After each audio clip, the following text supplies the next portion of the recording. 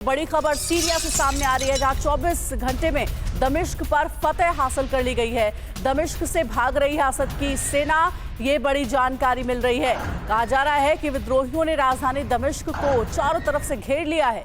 असद के सैनिकों ने अपना हथियार डिपो उड़ा दिया। दमिश्क का हथियार डिपो उड़ाया गया है। तो बड़े धमाके के साथ, बड़े हमले के साथ दमिश्क का हथियार डिपो उड़ा दिया गया है, तबाह कर दिया गया है।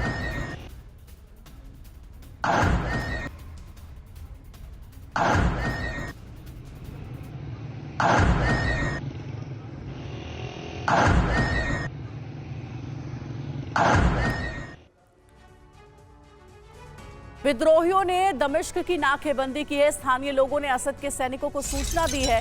असद के सैनिकों के खिलाफ प्रदर्शन किया गया है।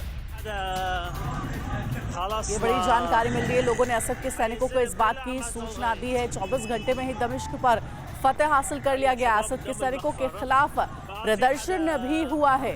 स्थानीय लोगों ने असद के सैनिकों को सूचना दी और विद्रोहियों ने दमिश्क की नाकेबंदी कर दी है। पूरे इलाके को सील कर दिया गया है। هيا شباب قدام المخفرة ما عاد في حدا خلصنا هاي الزلم كله عم تزلغيت। एक और अहम जानकारी है, विद्रोहियों के हमले से डरे हैं असद के सैनिक। सीरियाई सैनिकों ने वर्दी उतारी। सैनिकों ने वर्दी छोड़कर सादे कपड़े पहने हैं। दमिश्क के अल मज़ेह में वर्दी उतारने की तस्वीर वायरल हो रही है। तो देखिए, एक तरीके से सरेंडर कर दिया गया है। सीरियाई सैनिकों ने अपनी वर्दी उतार दी है। सीरिया ने सरेंडर कर दिया एक तरीके से। विद्रोहियों के हमले से डरे हुए हैं असद के सैनिक और हालात इतने खराब है कि अब अपनी यूनिफॉर्म तक उतार दी है, वर्दी उतार दी है, सरेंडर कर दिया है। सैनिकों ने वर्दी छोड़कर सादे कपड़े पहने। दमिश्क के अल मज़ेह में वर्दी उतारने की तस्वीर वायरल हो रही है।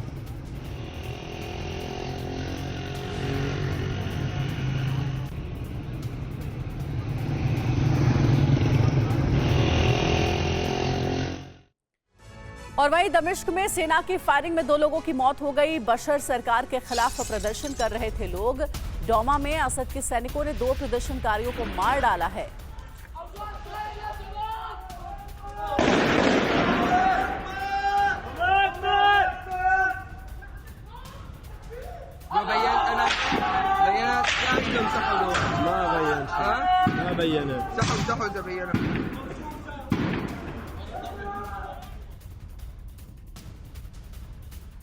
दमिश्क में असद के खिलाफ लगातार प्रोटेस्ट हो रहा है, प्रदर्शन हो रहा है। लोगों ने सुरक्षा चौकी पर भी हमला किया। दमिश्क के आरबिन में लोगों का विरोध प्रदर्शन जारी है। तो ऐसे कई वीडियोज हम आपको दिखा रहे हैं जो ये बता रहा है इस वक्त कि दमिश्क में सब कुछ ठीक नहीं है। वहां पर विद्रोहियों का अब पूरी तरीके से कब्जा हो चुका है। दमिश्क में असद के खिलाफ प्रदर्शन हो रहा है। लोगों ने सुरक्षा चौकी पर भी हमला कर दिया। दमिश्क के आरबिन में लोगों का विरोध प्रदर्शन देखने को मिला।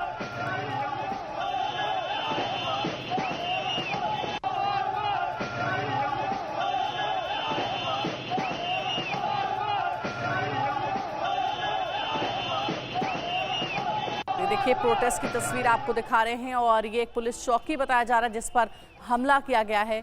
सुरक्षा चौकी पर हमला किया गया है। दमिश्क में असद के खिलाफ लगातार प्रोटेस्ट हो रहा है। दमिश्क के आरबिन में लोगों का विरोध प्रदर्शन जारी है।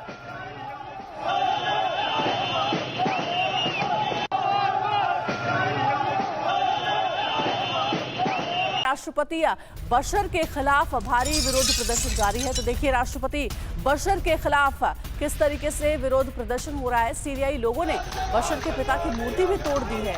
जर्मन शहर चौराहे पर लगी मूर्ति को तोड़ा गया। असद सरकार को उखाड़ फेंकने का आह्वान किया जा रहा है।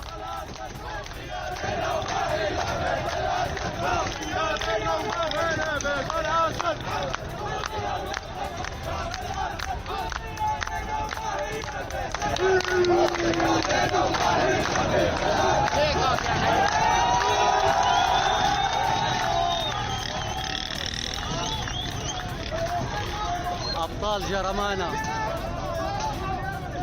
مع تحيات شادي البلعوث.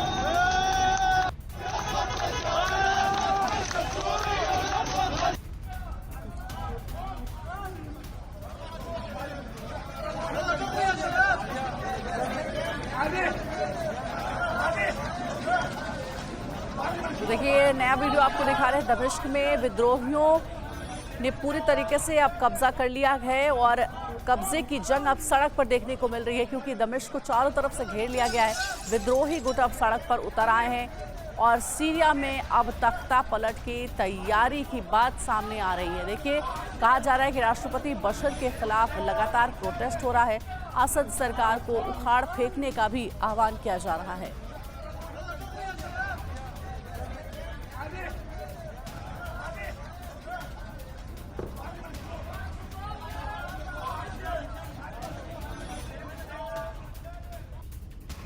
एक और बड़ी खबर है, दमिश्क में असद सेना पर हमला। आम लोगों ने सुरक्षा चौकी को तोड़ दिया। हरास्ता की सुरक्षा चौकी पर हमला, असद सेना को टारगेट किया गया है।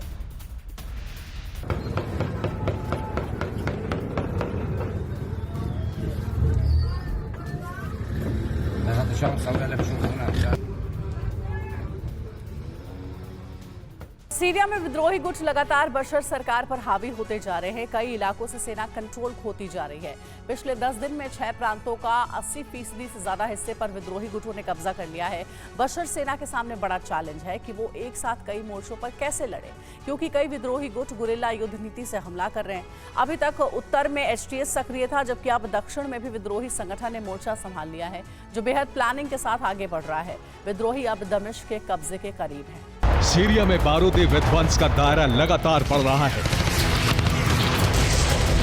विद्रोहियों ने शिकंजा कसना शुरू कर दिया है। हालात बेकाबू होते जा रहे हैं। अब बशर के सामने बहुत बड़ा संकट पैदा हो गया है। सीरिया में उत्तर से हयात तहरीर अल शाम के विद्रोही आगे बढ़ रहे हैं, जबकि फ्री सीरिया आर्मी यानी FSA ने दक्षिण से मोर्चा खोल दिया है। FSA कमांडर रियद अल असद ने ऐलान कर दिया है कि उसके टारगेट पर भी दमिश्क है, यानी दमिश्क की घेराबंदी हो चुकी है। बस अब आखिरी प्रहार के बाद दमिश्क में भी विद्रोहियों का कब्जा हो जाएगा।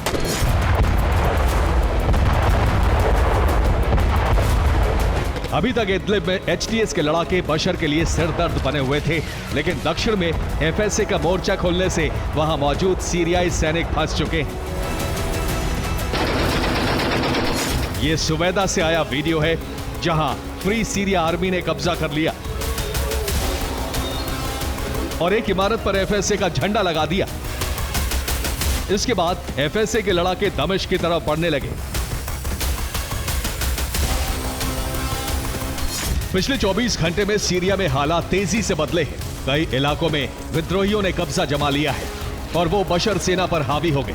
इसके अलावा जिन प्रांतों में HTS के लड़ाकों का दबदबा बढ़ा है, वहां बशर आर्मी खुद ब खुद हयात तहरीर अल शाम के लड़ाकों को रास्ता दे रहे हैं।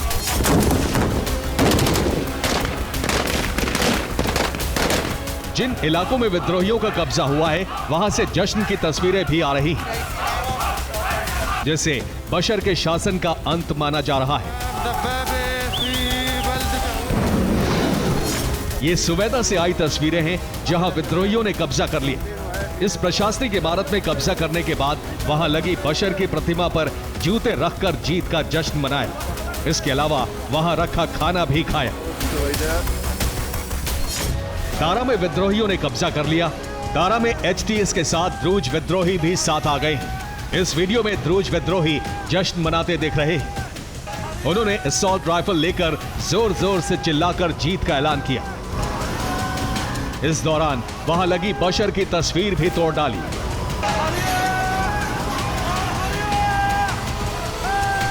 दारा से एक और जगह पर बशर की मूर्ति गिरा दी गई और उसकी तस्वीर के सामने हवाई फायरिंग करके जश्न मनाया गया। इस दौरान स्थानीय लोग भी विद्रोहियों के साथ थे, जो बशर की मूर्ति गिरने पर खुश हो रहे थे।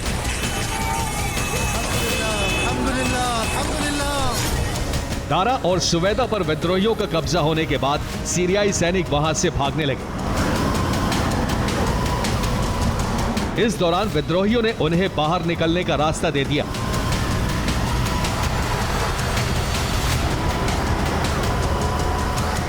ये असद की आर्मी की तस्वीरें हैं। 8वीं ब्रिगेड के सैनिक दारा से दमिश्क की तरफ तेजी से जा रहे हैं, जिससे दमिश्क को बचाया जा सके। यानी बशर की सेना यह जान चुकी है कि अब सीरिया पर विद्रोहियों का संपूर्ण कब्जा होने से कोई नहीं रोक सकता।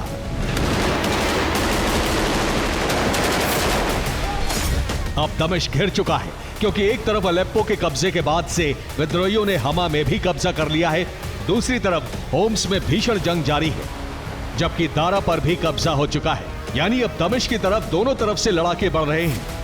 दारा और दमिश्क के बीच 90 किलोमीटर की दूरी है, जहां तेजी से एफएसए के लड़ाके दमिश्क की तरफ बढ़ रहे हैं।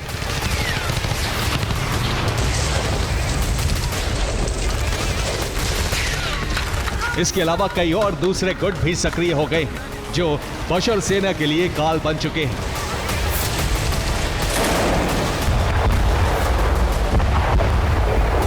इस वक्त सीरिया में छोटे बड़े मिलाकर 7-8 विद्रोही गुट दमिश्क पर कब्जे की तैयारी में हैं।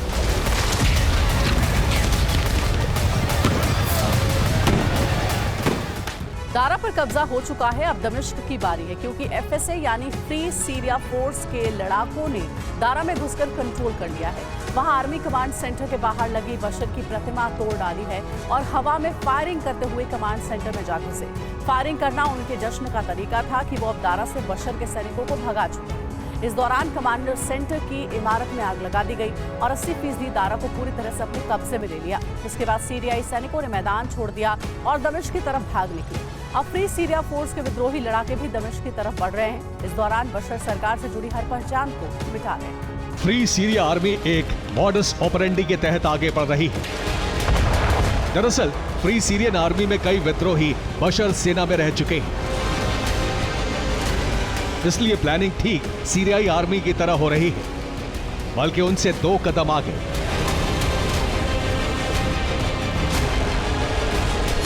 एक तरफ फ्री सीरियन आर्मी के लड़ाके गुरिल्ला पद्धति से कई इलाकों में मौजूद सीरियाई सेना पर हमले कर रहे हैं, दूसरी तरफ जेल में बंद सीरियाई विद्रोहियों को छुड़ा रहे हैं, जिसमें वो सैनिक भी शामिल हैं जिन्हें सीरिया की सेना से निकाल दिया गया था। अब वो भी साथ मिलकर बशर शासन का खात्मा करने में जुटे। ये वही वीडियो है जिसमें सुबैदा की जेल से विद्रोहियों को छुड़ा लिया गया। वो एफएसए विद्रोहियों के साथ मिलकर जश्न में शामिल हो गए। उन्होंने दारा में बशर की तस्वीर जला दी, जो पुलिस सेंटर के बाहर लगी थी। इसके अलावा सुबैदा में बशर अल असद के पिता हाफिज अल असद की प्रतिमा भी गिरा दी और गोलियां चलाकर जश्न मनाया। हालात काफी खराब होते जा रहे हैं। कई इलाकों में सीरियाई सैनिक भाग रहे हैं, क्योंकि वो विद्रोहियों का सामना करने से बच रहे हैं। दरअसल ये एक तरीके से बशर की सेना का सरेंडर है, या फिर हो सकता है कि सैनिक विद्रोहियों का समर्थन कर रहे हो।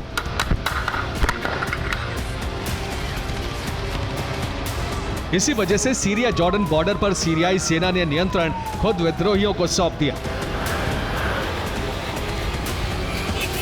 अब वहां बॉर्डर सील हो चुका है। विद्रोहियों ने बॉर्डर पर रखे हथियारों और कमांड सेंटर पर भी कब्जा जमा लिया है।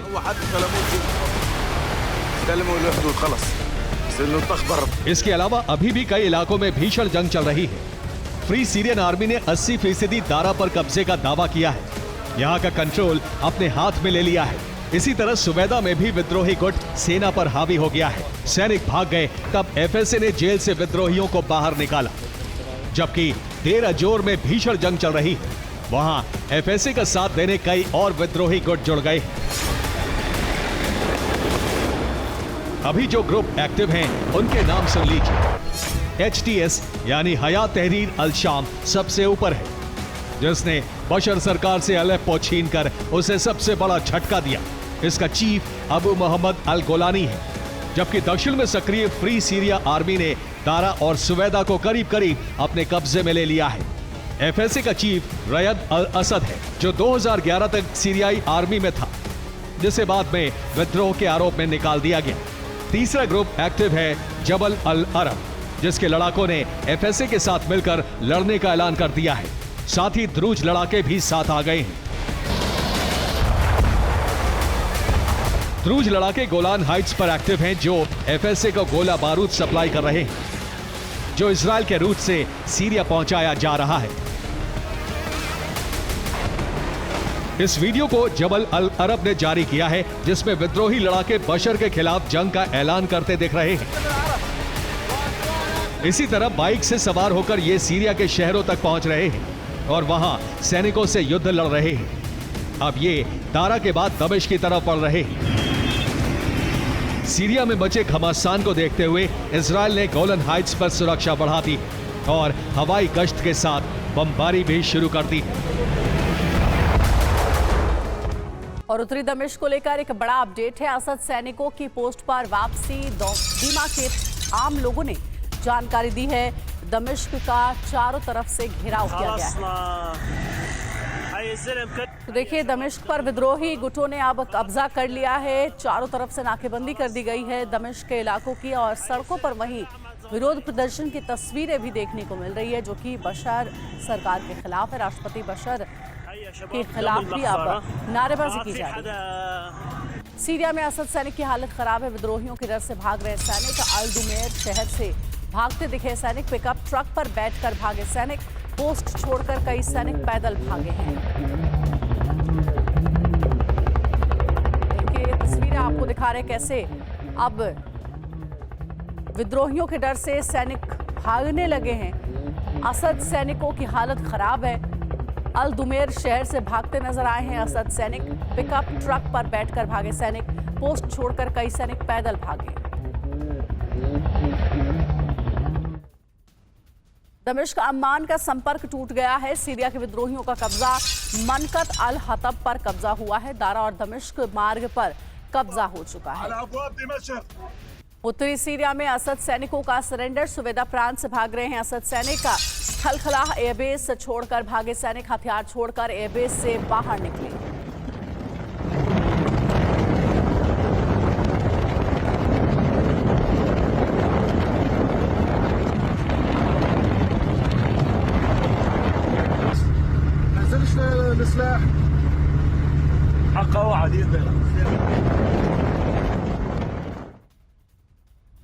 और वहीं दमिश्क में आम लोगों का जश्न भी शुरू हो गया है। असद शासन के पतन का ऐलान। इरबिन में लोगों ने इस बात का जश्न मनाया है। विद्रोहियों को देखकर मनाया है जश्न।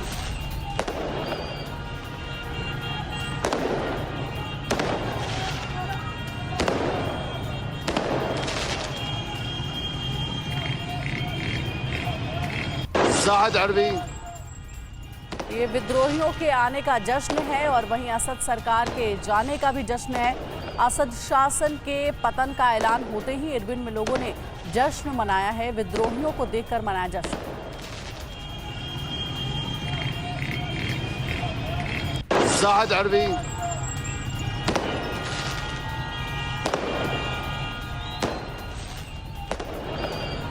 दमिश्क पर कब्जा तय माना जा रहा है। बशर सरकार का तख्ता पलट किसी भी वक्त हो सकता है। माना जा रहा है कि बशर सीरिया को छोड़कर किसी सीक्रेट लोकेशन पर है। दावा यह भी है कि परिवार को सीरिया से निकालने के बशर अंतिम क्षणों में अपने करीबी लोगों के साथ सीरिया से निकलेंगे। बशर रूस या ईरान की तरफ जा सकते हैं। फिलहाल बशर ने अपने परिवार को रूस भेजकर सुरक्षित कर लिया है। ड्रोन का बदला फाइटर जेट से।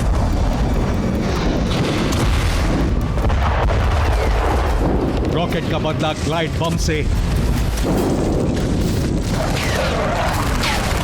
लड़ाकों के खिलाफ रूसी सेना का इस्तेमाल। लेकिन इतना सब कुछ करने के बाद भी विद्रोहियों का रास्ता नहीं रोका जा सका। अब सवाल है कि बशर क्या करेंगे? अपनी जान बचाएंगे या फिर आखिरी सांस तक विद्रोह दबाने की कोशिश करेंगे? रूस ईरान से पूरी मदद मिलने के बावजूद विद्रोहियों का दमन नहीं हो सका और सीरिया की राजधानी दमिश्क पर भी ड्रोन हमले की शुरुआत हो चुकी है।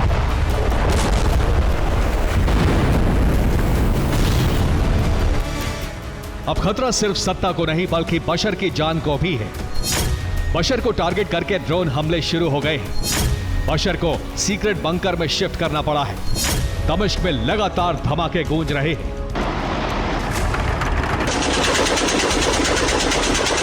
बशर कभी फौज में नहीं रहे। असद को सीरिया की सत्ता विरासत में मिली है, इसलिए उम्मीद यही है कि बशर किसी आर्मी कमांडर की तरह युद्ध नहीं लड़ेंगे।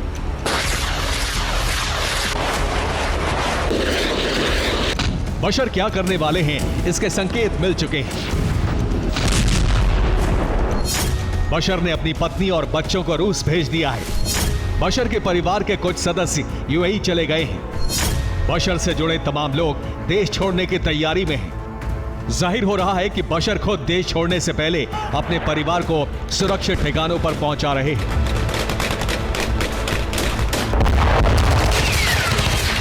रिपोर्ट के मुताबिक रूस और ईरान के कहने पर ही बशर अब तक सीरिया में रुके हुए हैं। रूस और ईरान को शक है कि बशर के देश छोड़ते ही सीरिया की सेना सरेंडर कर सकती है। बशर को सुरक्षित सीरिया से निकालने की जिम्मेदारी रूस और ईरान की है। फिलहाल बशर रूस की मदद से युद्ध में वापसी की कोशिश में है। बशर के पास पहला विकल्प रूस का है। यहां बशर का रोस्तोव और डॉन में महल है। पत्नी और बच्चों को भी बशर ने रूस ही भेजा है। दूसरा विकल्प है यूएई। यहां बशर ने ससुराल पक्ष के लोगों को शिफ्ट किया है। तीसरा विकल्प कतर भी है और ईरान तो बशर के लिए शुरू से एक सेफ जोन है। अभी युद्ध का नेतृत्व बशर ही कर रहे हैं, इसलिए उम्मीद की जा रही है कि इराक, ईरान और रूस की कोशिश से विद्रोह को दबाया जाएगा। लेकिन सीरिया में रहते हुए भी अब बशर सीक्रेट लोकेशन पर हैं, क्योंकि दमिश्क के सबसे मुख्य इलाके में हमलों की शुरुआत हो चुकी है।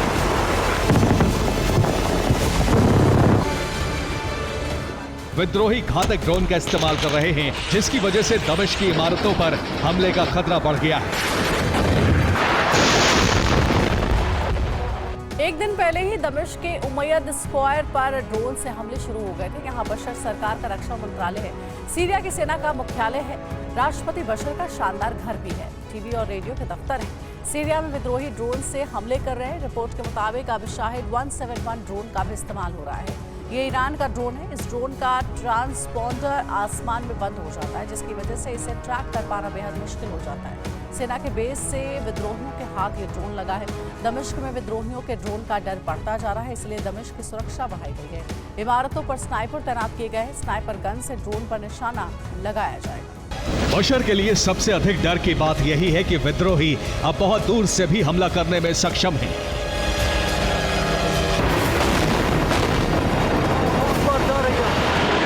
सीरियाई सेना और रूसी सेना के हथियारों पर कब्जे के बाद विद्रोही और अधिक ताकतवर हो गए हैं।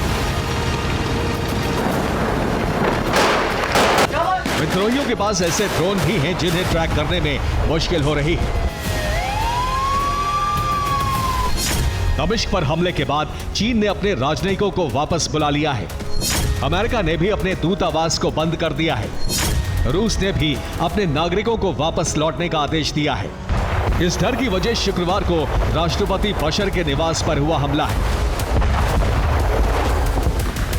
दमिश्क में हालांकि एयर डिफेंस की तैनाती है, इसलिए ड्रोन हमले कामयाब नहीं हो रहे हैं। लेकिन ड्रोन में धमाके के बाद मलबा गिरने से नुकसान जरूर हो सकता है।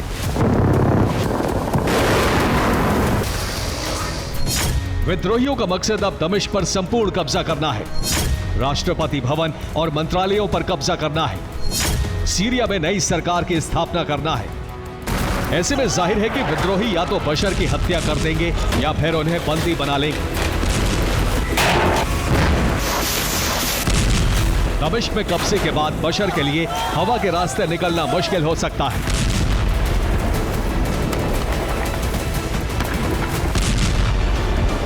रिपोर्ट में दावा किया जा रहा है कि अब दमिश्क में 3 से 4 हेलीकॉप्टर हमेशा उड़ान के लिए तैयार रखे गए हैं। दावा किया जा रहा है कि बशर का आखिरी फैसला सेना प्रमुख के कहने पर होगा। ईरान और रूस की एजेंसियां भी फैसले ले सकती हैं। बशर को रूस की एरोस्पेस फोर्स से मदद मिल सकती है। फिलहाल पूरी कोशिश दमिश्क को कब्जे से बचाने की है। ईरान और रूस में इसके लिए रणनीति तैयार हो रही है। लेकिन रूस खुद यूक्रेन युद्ध में उलझा है, इसलिए सीरिया में सैनिकों को भेज पाना मुश्किल हो रहा है।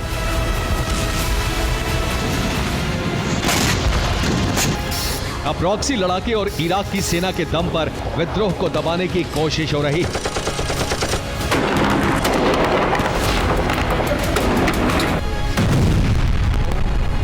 कामयाबी नहीं मिली तो बशर को हमेशा विदेश में दूसरे देश की मेहरबानी पर जिंदगी बितानी होगी।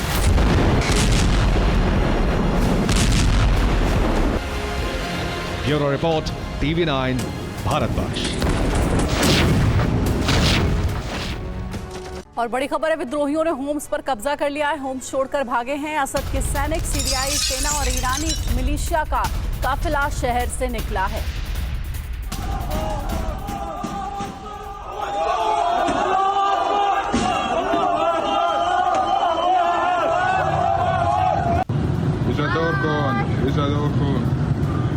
अल्लाह माकुम, अल्लाह मा माकुम।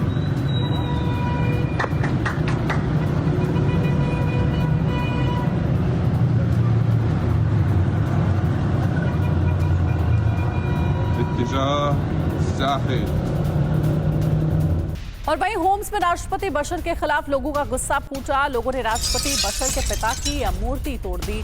सीढ़ी लगाकर मूर्ति पर चढ़े हैं लोग। चौराहे पर लगी मूर्ति को तोड़ा गया है।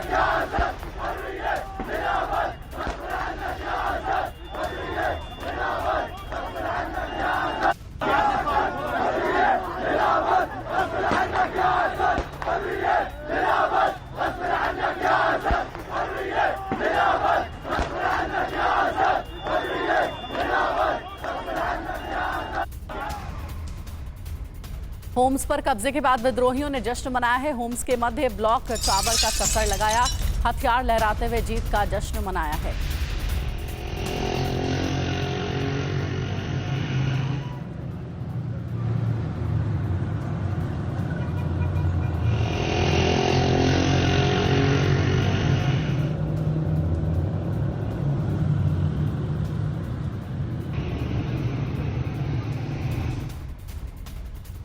और होम्स से भागते दिखे असद की सेना का एक और वीडियो वायरल हो रहा है। होम्स के असद का शासन खत्म हुआ। विद्रोहियों की जीत पर लोगों ने खुशी मनाई है।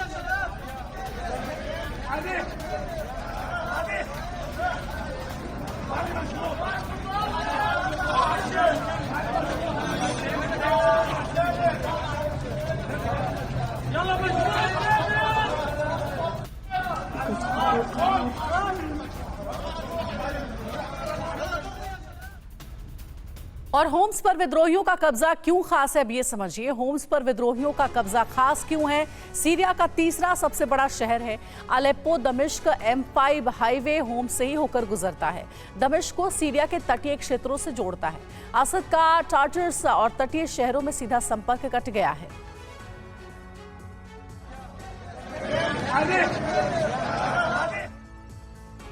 और असद सेना ने हथियार डिपो उड़ाया। दमिश्क छोड़ने से पहले हथियार डिपो को उड़ा दिया गया। अल किस्वा हथियार डिपो को उड़ाया गया है। बाहरी दमिश्क में था हथियार डिपो।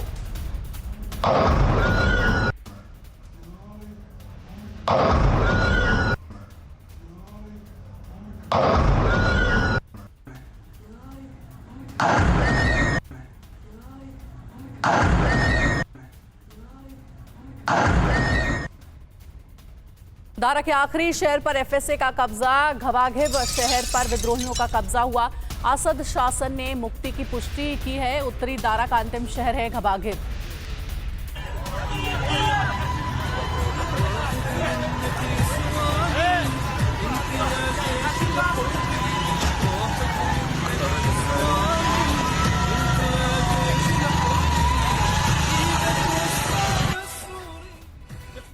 और वहीं दमिश्क में आम लोगों का जश्न भी शुरू हो गया है। असद शासन के पतन का ऐलान और इरबिल में लोगों ने जश्न मनाया है। विद्रोहियों को देख करके आम लोगों ने जश्न मनाया है।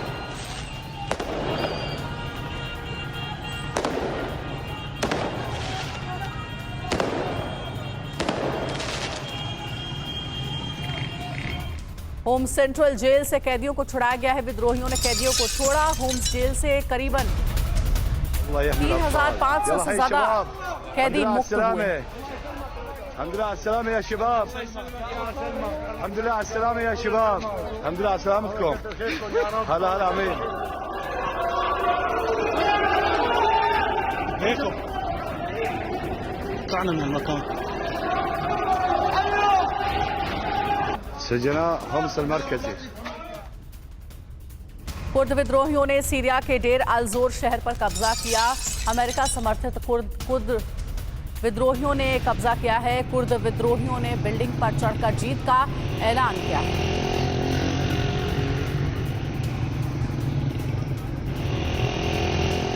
और वहीं दमिश्क और अम्मान का संपर्क टूट गया है। सीरिया के विद्रोहियों का कब्जा हुआ। मनकट अल हातब पर हुआ कब्जा।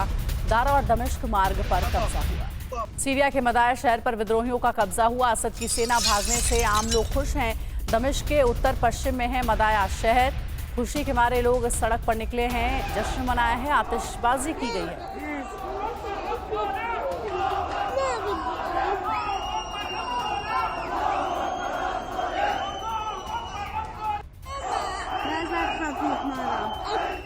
हमा शहर पर विद्रोहियों के कब्जे की तस्वीर आई सामने। विद्रोहियों और असद के सैनिकों में सीधी जंग। एक मकान में आमने सामने की गोलीबारी हुई है।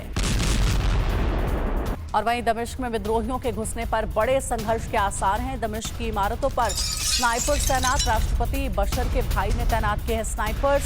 सादे कपड़ों में तैनात हैं स्नाइपर्स। विद्रोहियों से मुकाबले की है तैयारी। दमिश्क में एयरफोर्स बेस पर कब्जा हो गया है। मेजा एयरबेस पर बागियों का कब्जा। मेजा एयरबेस पर कई लड़ाकू विमान मौजूद हैं।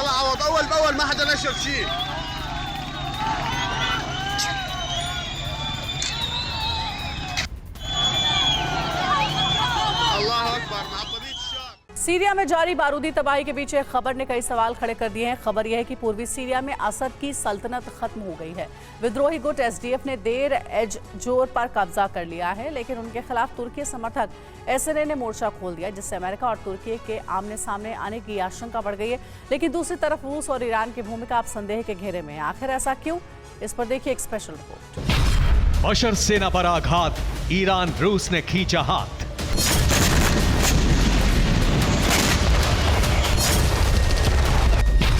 सीरिया के हालात विकट, नेटो पर नया संकट।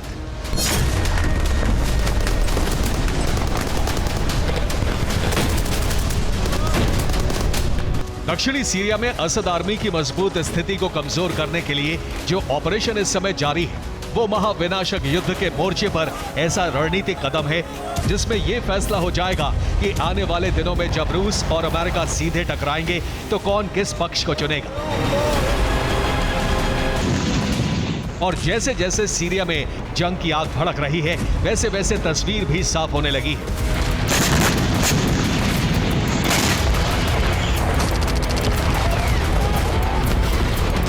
भविष्य की स्थिति को साफ करने के लिए हालांकि अभी थोड़ा समय और बाकी है, लेकिन सीरिया में विद्रोहियों को मिल रही मदद बता रही है कि जल्द ही असद सेना के नियंत्रण वाले क्षेत्रों पर विद्रोहियों का कब्जा हो सकता है।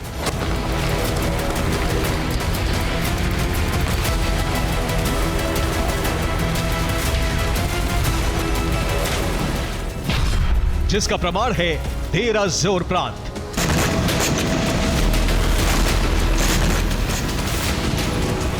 ये सीरिया का वो पूर्वी क्षेत्र है जहां से असद सेना और मददगारों की सप्लाई लाइन भी बनी हुई थी, लेकिन इसी क्षेत्र पर अब विद्रोहियों का कब्जा है।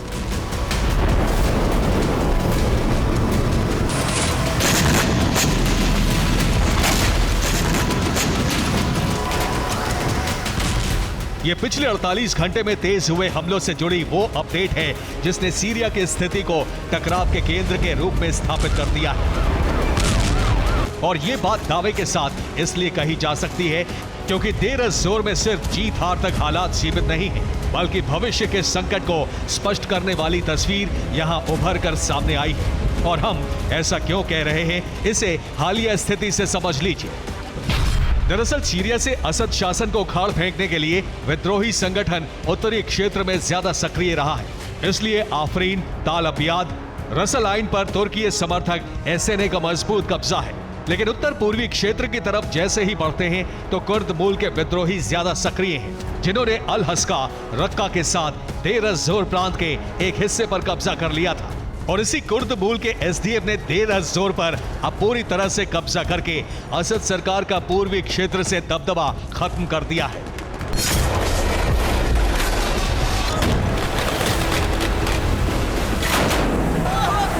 और इसकी पुष्टि करता है ये वीडियो, जिसमें साफ तौर पर नजर आ रहा है कि ईरानी मिलिशिया और असद सेना ने कैसे विद्रोहियों को अपना क्षेत्र खुद सौंपा।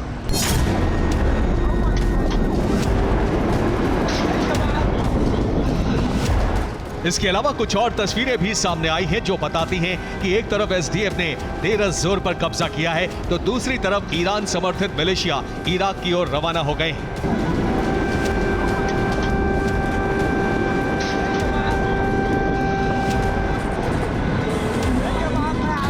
जो बताते हैं कि देर अज़-ज़ोर को लेकर जो दावे किए जा रहे हैं वो सच है, लेकिन यही सच्चाई भविष्य के संकट की पुष्टि भी कर रही है। दरअसल सीरियन डेमोक्रेटिक फोर्स को अमेरिका से मदद मिल रही है, लेकिन कुर्द मूल के संगठन एसडीएफ का तुर्की हमेशा विरोध करता है और तुर्की की सीमा के आसपास भी कुर्द मूल के लोग एर्दोआन को बर्दाश्त नहीं है। इसलिए जैसे ही देर अज़-ज़ोर पर एसडीएफ ने कब्जा किया, वैसे ही तुर्की ने देर अज़-ज़ोर के लिए नया ऑपरेशन लॉन्च कर दिया। इस ऑपरेशन के तहत विद्रोही संगठन सीरियन नेशनल आर्मी को तुर्की ने हथियार सप्लाई कर दिए हैं और तुर्की से मदद प्राप्त एसएनए ने एसडीएफ के खिलाफ ऑपरेशन शुरू कर दिया है। यानी देर अज़-ज़ोर पर कब्जे की जंग अब एसएनए बनाम एसडीएफ हो गई है।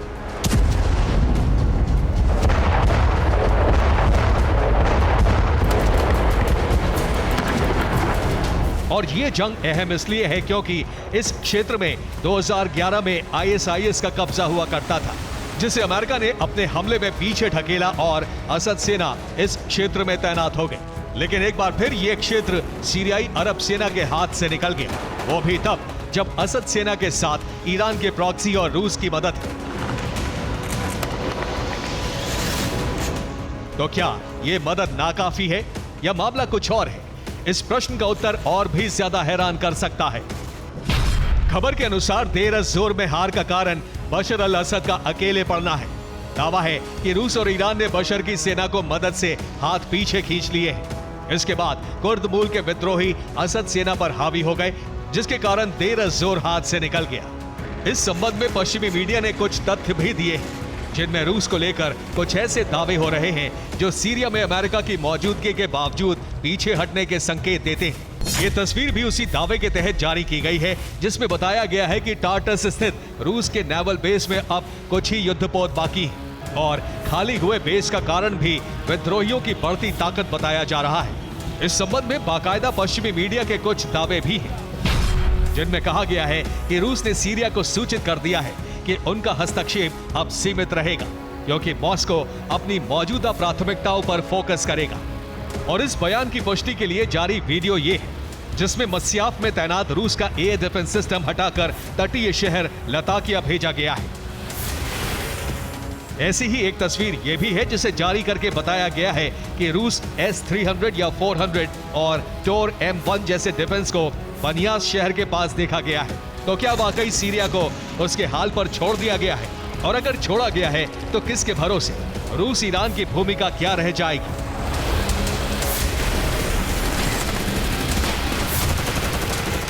दरअसल इस समय सीरिया को लेकर दो स्थिति है। पहली ये कि या असद वाकई जंग में अकेले पड़ गए हैं या फिर ये एक प्रोपेगेंडा है। अगर असद वाकई अकेले हैं तो फिर उनके पास भागने के अलावा दूसरा रास्ता नहीं है। लेकिन ये प्रोपेगेंडा है तो इसके कई संकेत हैं। पहला ये कि ईरान और रूस बाहर से हमले कर सकते हैं। इसके अलावा सीरिया के आम नागरिकों की मौत के जिम्मेदार वो नहीं होंगे। तो वहीं रूस और ईरान मिलकर सेना भी जंग में उतार सकते हैं। इसमें असद का रुख भी ईरान को लेकर साफ नहीं है। और ऐसा इसलिए क्योंकि बशर के लिए ईरान की बात मानना इजराइल को मिलने वाला अब तक का सबसे बड़ा मौका हो सकता है, जो तुर्की की आंख मिचौली के बीच बशर अल असद के लिए घातक साबित हो सकता है। क्योंकि देर अज़-ज़ोर पर कब्जे के लिए एसएनए कूच तो कर गई है, लेकिन एर्दोआन का रुख साफ नहीं है। अब हो सकता है कि सीरिया को लेकर ईरान और रूस किसी नई रणनीति पर आगे बढ़ रहे हैं, लेकिन सीरिया को लेकर तुर्की का रुख साफ है। एर्दोआन अपनी सीमा और निजी हित के लिए काम करेंगे, फिर बशर की सल्तनत रहे या ना रहे। Bureau report, TV9 Bharatvarsh. Ukraine पर जबरदस्त हमले का दौर जारी है। रूस शुक्रवार को भी यूक्रेन इस्कंदर और बैलिस्टिक मिसाइलों से हमला किया। ज़ैपोरिज़िया और निप्रो के इलाकों में रूस के हमले से जबरदस्त तबाही हुई है। रूसी हमले में कई नागरिकों की मौत भी हो गई है और इस बीच यूक्रेन ने एक नया ड्रोन बनाकर रूस की फिक्र बढ़ा दी है। यूक्रेन का नया ड्रोन मिसाइल फायर करने की ताकत रखता है। ऐसा जोरदार प्रहार कि यूक्रेन चाहकर भी नाकाम ना कर सके। ऐसे घातक हथियार कि यूक्रेन में ज्यादा से ज्यादा तबाही मचे। रूस ने यूक्रेन पर जल थल नभ से हमला किया। ज़ैपोरिज़िया को रूस ने फिर निशाना बनाया है और यहां की जमीन बैलिस्टिक मिसाइल के हमले से दहल उठी।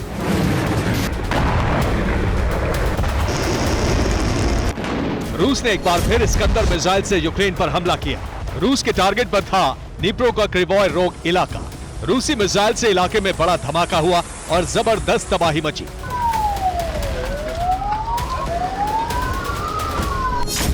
रूस की मिसाइल हमले में 2 लोगों की मौत हो गई, 13 लोग जख्मी हो गए। रूस ने यूक्रेन के एक सरकारी दफ्तर को निशाना बनाया है। अगर इस्कंदर मिसाइल अपने निशाने से भटककर रिहायशी इमारतों की तरफ गिरती तो यूक्रेन में कई लोगों की जिंदगी खत्म हो सकती थी। इसी तरह से ज़ैपोरिज़िया में भी बैलिस्टिक मिसाइल का धमाका हुआ। ज़ैपोरिज़िया में 10 लोगों की मौत हो गई, ज़ैपोरिज़िया में 20 लोग जख्मी हो गए, कई रिहायशी इमारतों को नुकसान पहुंचा है। रिपोर्ट के मुताबिक पुतिन ज़ैपोरिज़िया और खेरसोन पर लगातार हमले कर रहे हैं ताकि अमेरिका तक न्यूक्लियर प्लांट के खतरे में होने का संदेश पहुंचे। रूस का मौजूदा हमला पूरी तरह से अमेरिका को ध्यान में रखते हुए किया जा रहा है ताकि सत्ता में ट्रंप के आने के बाद रूस की शर्तों पर युद्ध विराम हो सके।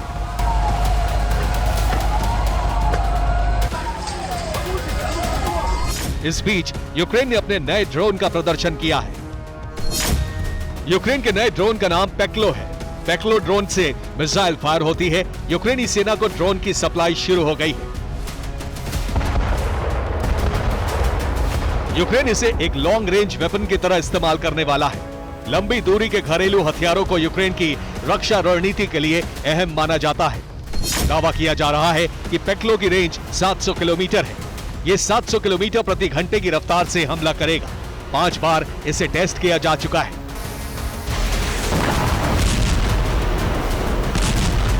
यूक्रेन के इस कदम के बाद रूस की तरफ से अलर्ट भी जारी किया गया है। क्रीमिया में एयर डिफेंस को सतर्क किया गया है। कर्च ब्रिज पर ट्रैफिक को घंटों रोका गया। यूक्रेन ने मॉस्को कुर्स्क रेल लाइन पर हमला किया। एस्टोनिया में एआई से लैस ड्रोन का यूक्रेन में टेस्ट किया गया है। जल्द ही एस्टोनिया से यूक्रेन को नए ड्रोन मिल सकते हैं। Bureau report, TV9 Bharatvarsh.